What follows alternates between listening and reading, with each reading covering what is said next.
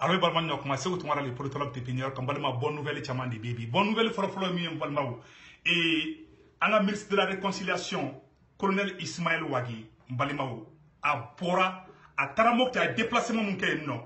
Anga quand des réfugiés mbe mokti, ni mo mbe no nous ou ka sautu buro, ni terusu kelme kuken, a tara ol de voir, kata donation baké. Nouvelle fana mouye tukuni, anga Karamogo Aïdara.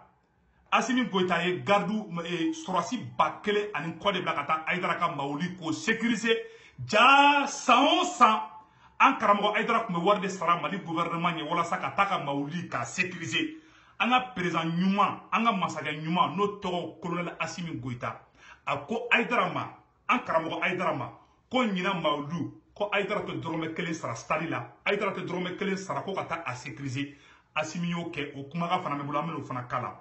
Bonne nouvelle samana fana mouni. Adama Samaki, Noé, colonel Ouagé qui a chargé des missions en même temps la présidente de, comment on appelle là, du projet qu'on appelle les enfants talibés. Au Adama, au de keleme ka projet musiki, ko kata grebu deni mounbe non. Ko kata 100 enfants par 100 enfants.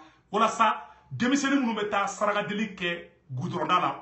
Ko ka essayer ka blaoro soro la wala sa ubise ka ni ko dabla président Assimi Goïta de bena ko pareil ni balima o samedi na taina ala ngo mali kura mforo de fo ça dit que fantan ka ate ko kuma mu fora famaw ka bin fantan kan o bankuma de sira mali kura la pew ambe président Assimi Goïta fo ambe les 5 colonels fo ambe anga premier ministre nyuma no shogali maiga amba fona fo ala de Assimi ika kipu in kana falinke donc yananga tanyepe mena fendawana ya aula ambalma musobe lina ni wage ka colonel Wage ministre de réconciliation amena talina sans arrêt na détail di awma yananga tanyepe colonel Wage no yanga ministre de réconciliation ye akanga fo ani démissionné falaton ne dole flem mokti konana awa na to ka bo mokti tukunu aye avion boli Wage de avion boli ka tan kananu ka bo mokti fa be avion kale ah non anyo de fo mali kura mun forawa o de bena ngena bo mbalimaw anga nyoroni kala anune anga janga na janyo fe allô ok on est ok donc Wage photo flène a re nyabe Wage photo là de Wage démissionné falato de flène tantôt à flène ni Wage mokti de tantôt le ministre de la réconciliation Ismaël Wage a photo flène ani falato en démissionné falato de photo flène là ayu beka ordonnance san kawa koni bana yu mine akangi occupé ou la togoya mina o baraw fana de sina anyo de fo mali kura mun fora chueni milliards chueni awa bonne nouvelle sabana fana munye nango fana fo nyana de comme nous yo mali waro chuen a chama be ka dido ka taka négociation ke kubu ko war sara dondoni yanu ka ta kasola numbe no nu yo war dun nu o ya de sunguru bawma olu chaman tara kasola ma fo nga bere ngomunu be kasola mu ya bere sunguru ban koto be made mais chaman be munu be no nu sarane be kata kasola munu nyira tale mbala ka fo ko war doni me sorobolo olu tara négociation ke mbadi maw ube ku go war dogo sara ko ko ato sutara la an fana tana mo to ko kede do kuma sara ka faso wo na folo sara ndam ne dem mbadi maw ambo to to dugo la folo o ko be kla ka nyana bo ko fe do mbadi maw an balmam so comment on appelle là yananga do ora la tuguni mena vino do ira aula colonel Wage le ministre de la réconciliation avec avion kono avec avion bolika bon morti kana ba mako konna na mbalimawo kabako dani do mena boka ira aula abaro ko Wage est l'un des meilleurs pilotes du Mali awa photo flekoi a vino fleni colonel Wage le ministre de la réconciliation ayala dia avec avion boli aya aketo de maintenant colonel Wage ka fait kana quoi ni Wage de tanto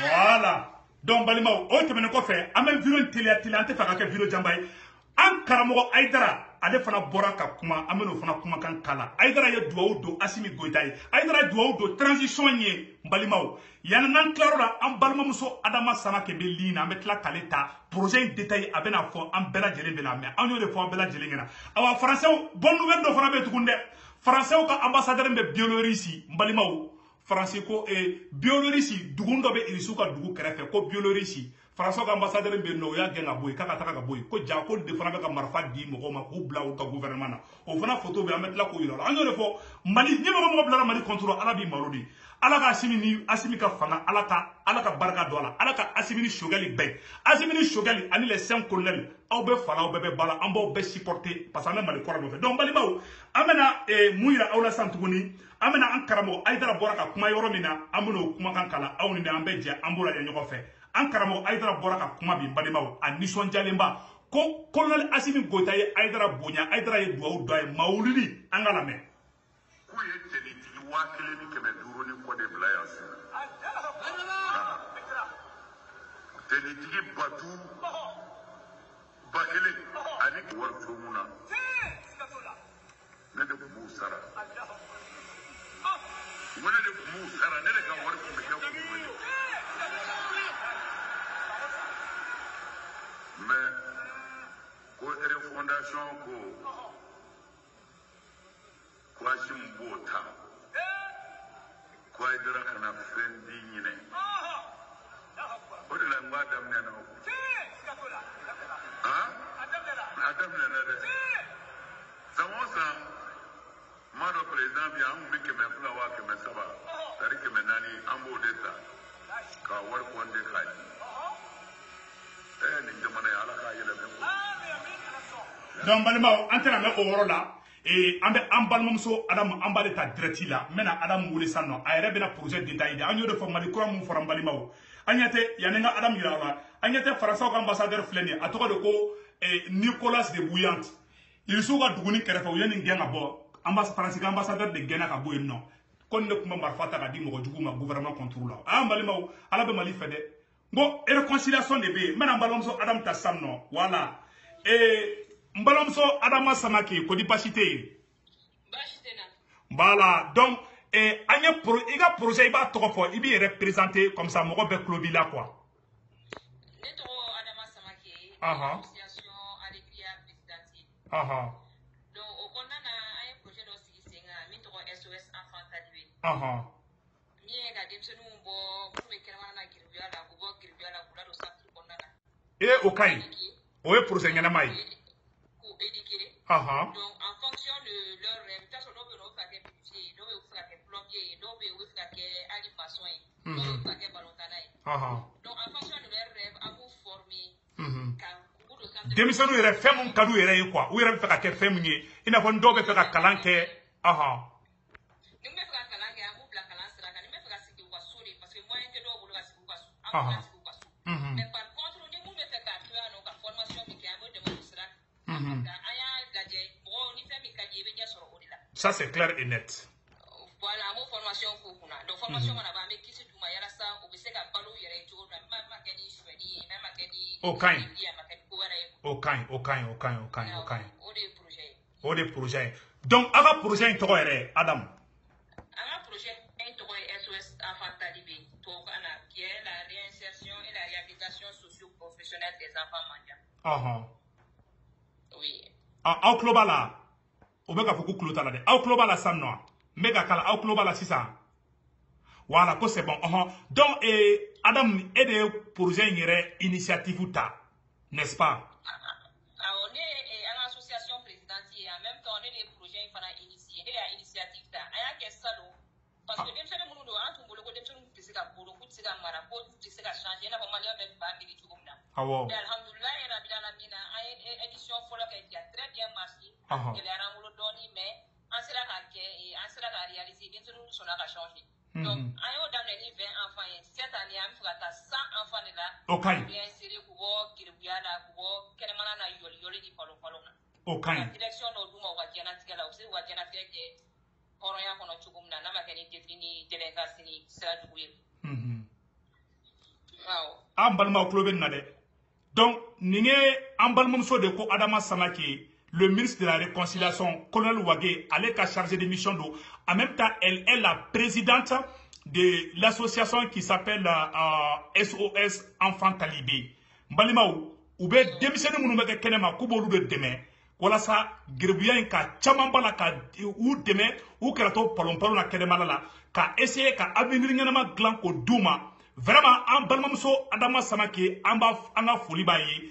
Donc, mbalmamso Adama Samake ko Assimi Goïta ko odebena ke au café et parrain yomanta do monde. Il sait ka explication di mo maoula. O sur la toko dime. L'événement est sous le haut patronage du président de la transition, Ismaël Ouagé. Et puis il fait des guerres pareil, one fana de pareil ali oye et comment on appelle? Oui, sécurité alimentaire ministérielle.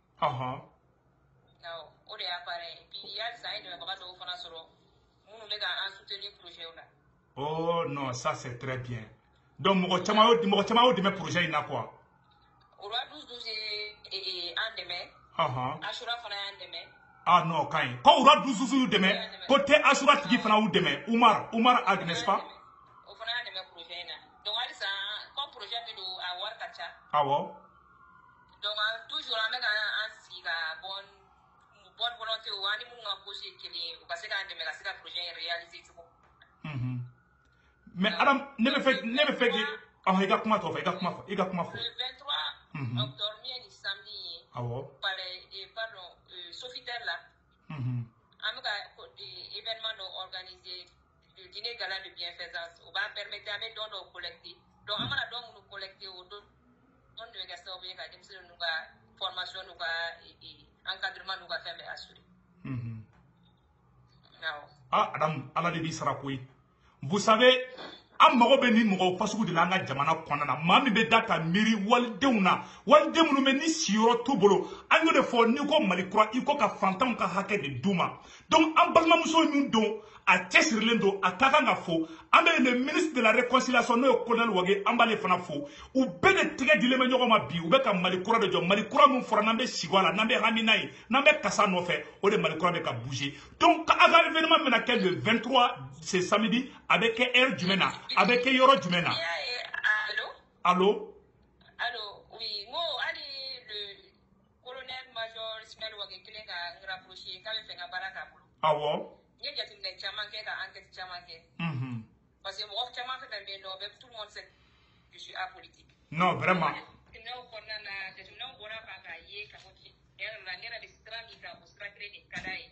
Social de Kadaï, Malijo de Kadaï. Donc, on a fait un boulot de Nyoma, Inch'Allah, on a essayé de Malikoula, Amnake, non, vraiment. Parce que avec des missions de mecs à corps dans les passés, donc si ça avec un jour à aurait que ça non. Donc, Mbalimao, au terme de fait à Bala, n'y a eu colonel Wagé Adama Samaketa, en ballon sur Adama Samaketa. Au gars de Baraka fait parce que Abel Baraina, ta Koro, ta Sora, ani Ismaël Ouagé Madounyona.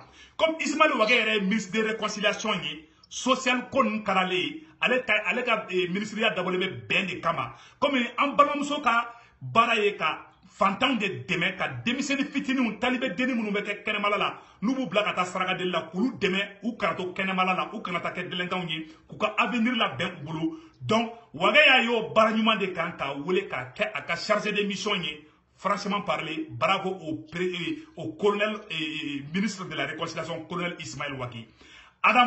Adama Diko, ami Refrafo, mais avec question qu'elle est posée, Adam Diko. Moune Atlanta Nyeshi Emma Kafo qui va la démissionner Mounbe non nous ou déceler nous ou demain Moune Atlanta Digi Ekono. Moune Nani Atlanta ni. Bébé une question est posée de moi. Adama Samake de l'eau. Donc, bébé une question est posée. Mais moi je trouve que c'est normal parce qu'il m'a démissionné il y a une malade de son on a gagné du temps Manou na eu boulot et puis démissionner Moune n'ont pas choisi d'être dans cette situation.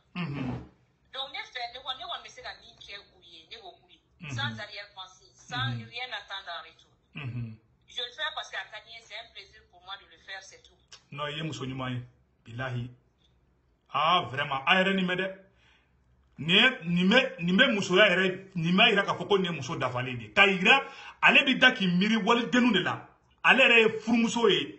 ale yɛrɛ denwolola ye ale ka tila ka musoɲɔgɔn dɔ den ye o ye mɔɲumako la kɛnɛ ma k'o hinɛ minɛ ka tila ka wariw de ɲini k'o fara ɲɔgɔn kan ka taa k'olu dɛmɛ n balimaw an kan ka an balimamuso Adama Samake an kan ka dɛmɛ nin na kosɛbɛ an ka courage d'a ma an bɛ ministre de la réconciliation fana fo donc ni ci wɛrɛw b'i bolo i ka temps ta i k'i ka kuma bɛɛ fɔ ka ban pewu n'i tilara kuma min i b'a fɔ an b'a vidéo bila. Juste un boulot de Nyoma, il y a la salle à casser la tête de bonne situation in a droit. C'est ce que j'ai à dire. Voilà. Donc, comment la match même il est pour le sang? Un rendez-vous de Nyoma le 23 octobre, samedi. Samedi Menali. Sofitel là. Sofitel là. Sous le patronage des présidents Assimi Goïta. Bien sûr. Merci. Donc, à quelle heure? À partir de 20h.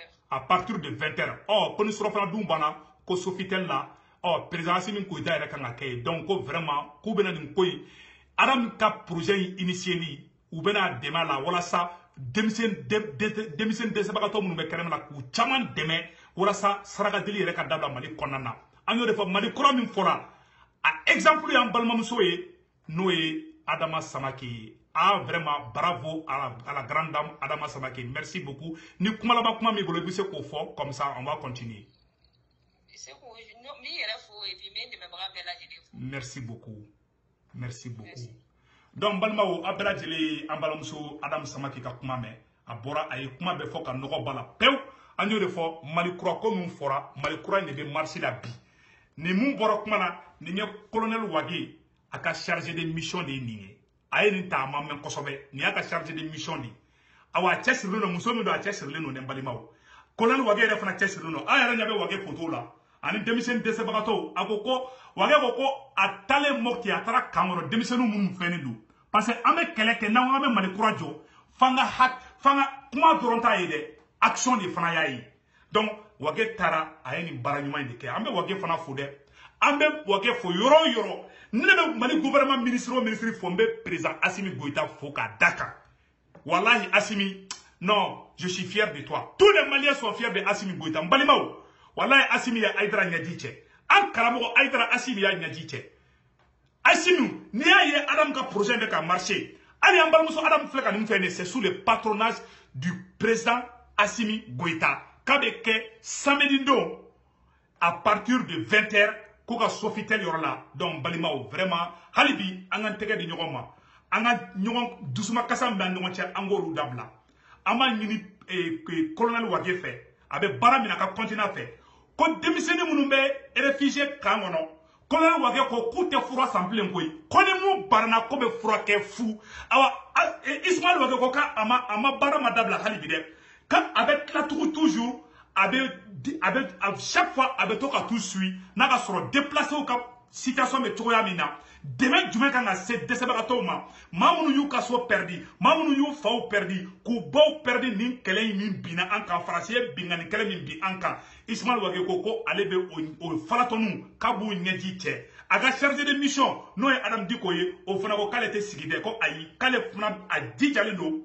voilà ko Adama Samake je m'excuse aya ke tombe Adam Diko fo Adama Samake, voilà, Wagi a chargé de mission, kato ko Adama Samake, Adam Diko tede, aya ageto, Adama Samake de do, donc Wagi a chargé de mission, ko Adama Samake, a Tchesir Lembe, elle est la présidente de l'association SOS Enfants Talibé, Kouka Dinegala Benake, sous le patronage du président, le héros colonel Assimi Goïta, avec notre brave ministre de la réconciliation, Ismaël Wagi, ou Bela Djele Beke non, ambe ouroi 12-12 fo, ambe te Ashura Nyamogo fo, oru peye deme ken koina, anyo de fo mali kura kode do. Karsa ye pro, karsa ye ambe pro mali de ye, pro karsa obana mali kola peu, karsa ye politicien ye wo, karsa ye ni mogo ye wo, o de fana dabla mali kola koi, ayo kuman mbe fon dabla.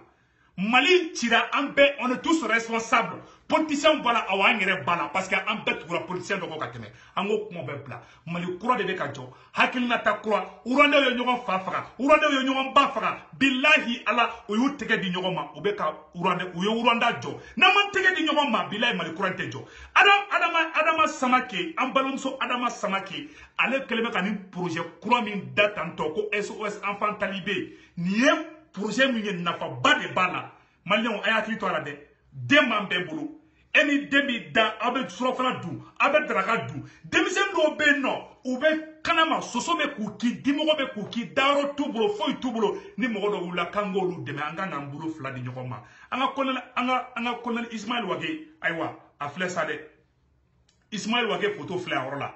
Ani demisen kulu de fle orola. Ani muso fle. Moti kauye Ismail Wage fo. K'a fɔ vraiment a ye baara min kɛ a ye baara ɲuman de kɛ donc balimaw ni mun kɛra dɔ ma an b'o de fɔ dɛ an y'o de fɔ an tɛ pro karisa ye dɛ an ye pro Mali de mais ni maa min ye ɲuman kɛ don min na an bɛ bɔ an b'o ɲumanya fɔ walahi juguya tɛ jamana jɔ walahi n tɛ yafa karisa ma o ma deli ka jamana si jɔ n tɛ se ka i ɲɛna o ma deli ka jamana si jɔ karisa ye ne ka na bɔn fo fana ka n ta sara la tajuru sara bɛ dugu o dugu la ala tɛ barika don o dugu la janfa bɛ dugu o dugu la ala tɛ barika don o dugu la o janfa o juguya o hasiliya an ko kɛlɛ k'o ban dusukun na Mali kura bɛ ka jɔ an ka bila kun na Mali bɛna jɔ an bɛɛ de Mali tɛna jɔ Asimi kelen ye a tɛna jɔ Segu Tunkara ye ni Mali diyara aw fɛn fɛn bɛ yen anw fɛn fɛn bɛ yen an bɛɛ de bɛna nafa sɔrɔ aw an ka tɛgɛ di ɲɔgɔn ma Asimi Goïta colonel do a ye nin kɛ yan fɛ a ye nin kɛ salon na sini ko Asimi Goïta de la ka nin kɛ a ka so dɔ bɛ yan fɛ dɛ Asimi Goïta ka so hali ni Asimi Goïta ye so 200 jɔ yan'a ka kɛ président ye o t'anw ka problème ye ou bien Choguel Maïga bɛ tan o ou bien ministre Wage bɛ tan tɔ o ou bien Segu Tunkara bɛ tan o an t'o la y'o ye kuma ye mɔgɔ da o mɔgɔnin de o tɛ mɔgɔba ye mɔgɔba a bɛ tɛmɛ ko kan de mɔgɔba a bɛ miiri sini la mɔgɔba a bɛ avancer de ale tɛ kɔfilɛ kɔfilɛli ka di mɔgɔ o tɛ avancer kɔfilɛli ka di mɔgɔ o tɛ na ni bɛn ye kɔfilɛli ka di mɔgɔ bilahi o ni sɛntanɛ tɛ ban ɲɔgɔn na kɔfilɛli ka di mɔgɔ ye fo ka diɲɛ wuli o ni jigilatigɛ de bɛ ɲɔgɔn na awa kɔfilɛli ka di mɔgɔ ye ale tɛ lafiya kunkolo tɛ lafiya a tɛ sinɔgɔ awa kɛrɛdimi b'a minɛ fana ala k'an bɛɛ lajɛlen kisi o ma nous on veut avancer Bamako zone kuntigiba hali n'o bɔra kaso la bi n'a ko k'a changera a man tɛgɛ d'a ma a ye karisa ka montre suɲɛ o a ye karisa ka moto suɲɛ o t'anw ka business ye yɛrɛwolo hɔrɔn an bɛɛ de b'an tɛgɛ di ɲɔgɔn ma jamana bɛ jɔ ni tilennenya de jamana bɛ ɲɔ n yafara i ma i yafara n ma an ka miiri jamana na an ka miiri ala la an ka miiri kira la o de bɛ jamana kura jɔ maliyɛnw Segu Tunkara ni politologue de bi New York a y'aw kɔlɔsi mɔgɔ dɔw bɛ tɛ bɛn fɛ dɛ bɛn tɛ dɔw arranger dɔw bɛ balo kɛlɛ de kɔnɔna na dɔw bɛ balo classe de kɔnɔna na dɔw bɛ balo mɔgɔ la gosi de kɔnɔna na an ɲɛ bɛ bɛɛ la an tulo bɛ bɛɛ la mais le Mali est au-dessus de nous tous an bɛ ka Maliba in bila an bɛɛ sanfɛla la bilahi juguya ma deli ka jamana si jɔ n tɛ yafa karisa ma a bɛ k'i la awa i ba kun ko kɛra ne la n'a kɛra mɔgɔ dɔ la bilahi i bɛ bila don i bɛ yala bilahi ala ko kɛra ne la kɔnɔ kan ni kɔ kan wallahi a tɛ se ka ɲɛfɔ bilahi ala mais n limaniyalen don hadamaden f'i ka limaniya de bilahi ala hadamaden ka limaniya a ye mɔgɔw to yen mɔgɔ minnu bɛ baara la bi Assimi Goïta, Choguel Maïga, Choguel est le meilleur premier ministre dans l'histoire du Mali. Le meilleur ministre de réconciliation, c'est le colonel Ismail Wage. Le meilleur président du Mali après Modibo Keïta, c'est le colonel. Au gouvernement, à l'état de base, il va monter à Monto, billahi ala, à Bekaï.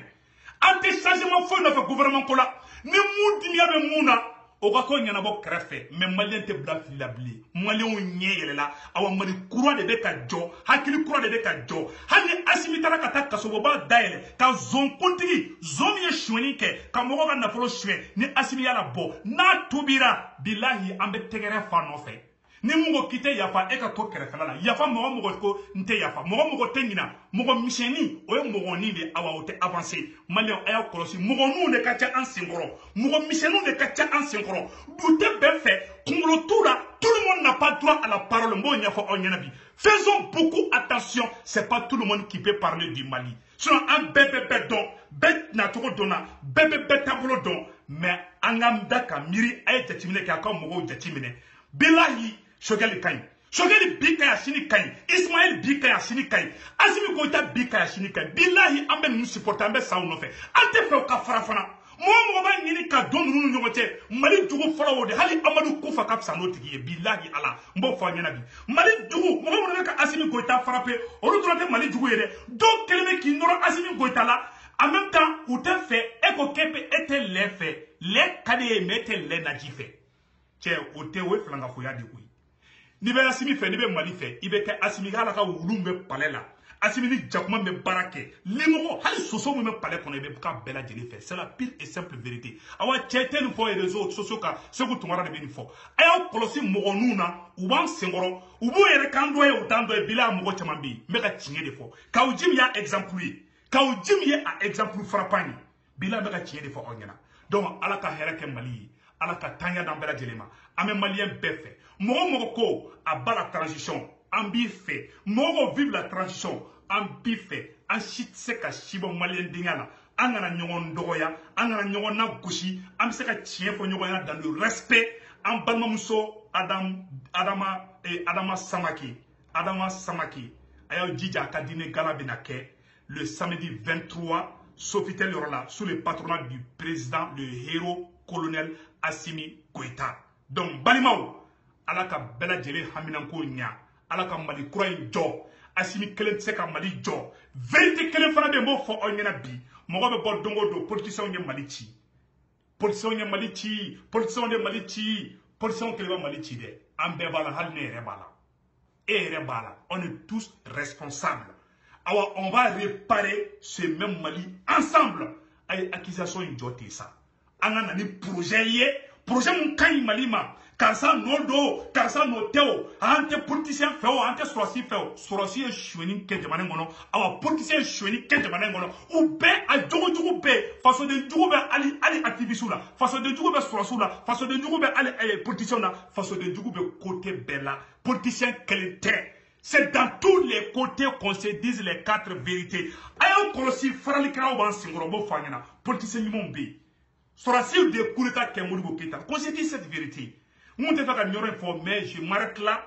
Anga tiefo jamana ka jo. Ne ere mon flé. Ne campagne ke ibika i wallahi ala. Mais moi ibika de malichi ka tochi. Mais ne campagne kai ma pere net tra ka bo ta fo mo c'est une erreur. Ambe erreur ke. Comment une ambe erreur ke? Beka betwe. Beka korolen twe. Quand on a kani mogo ye faso jolate mo fo nyana bide e mogo ye kuma soko be kara ye kuma be ate fait ka avancer awa faso jolate agenda vere pas tiki bolo mini faso jolate ki c'est la pire et simple vérité je vous le dis haut et fort angan tege di nyoma projet be kananga projet o défend anga miri anga mune ke malla be mun kay malima mais karsaye zonkoro de ambe zonkoro ambe kalabanchi koro ambe faso chila koro personne ne sait dans ce Mali ambe kolangolo ndoke ambe ka dossier mana gushi bila ambe kundoke ambe keme di soros police magui ki ka janantan na jo ko ka police keme di police ke ma ki to e ka tema auto corruption ambe mo ke ya ah ambe keme fla danga wolo seba nunga glan vite fait ambe kondoke ambe nato Amerique ambe tato Espagne ambe papier glan kalaman na ambe be wornunchi na passeport glan 2 jours 3 jours nan ke dangan ke ta chambe doninke mais munu façon milliard de chouin munu mo million ga waru chouin on debe mine ku datuko ka nani warengi personne ne sait ambe de changer billahi ala ambe de changer mais qu'est-ce qui ina fa e wolo jude e be do mo na kushi do mo na kushi beda qu'on arrête cela. Wale mogo norole mara mfaso jola ute ayo kolosula de ngebe balan klobe bala rezo inka amenyo ngona didi je ne suis contre personne mais tu faso be jo tiene ka faso te ton galunka de balimawo ay nyogon toyi anan tege di nyogoma ani munu ko bi kote Assimi fe wala ne ba ala dili Assimi tagamay ka suma wallahi Assimi alni mogo ngo ka ki fe tagamay ka satigima ne se ko tumara do fina kana mogo kele madeli Assimi fe Assimi kana mogo kele mogo fara nyogon kan wala nama farango ka Mali tifeka jo hanye Putin taka turbo mako konana ne Assimi Malion farango ka bilay Mali kurate jo agara étiquette da mogo la karsa politicien ye karsa ningi chay nukuman kan sa na fatina chay doke nukuman na karsa soge les politiciens ye de polition de jamana ci de surasu ma jamana ci ya généraux ma milliards chouin chay sabalisa jole muribo ketamne surasu tewa ha activiste do tan ambe makko doke ne re doke e doke ambe doke ajom se ki bolo ko tabi ko e matrika kulangulu ndoke ambe kulangulu ke kuyi ambe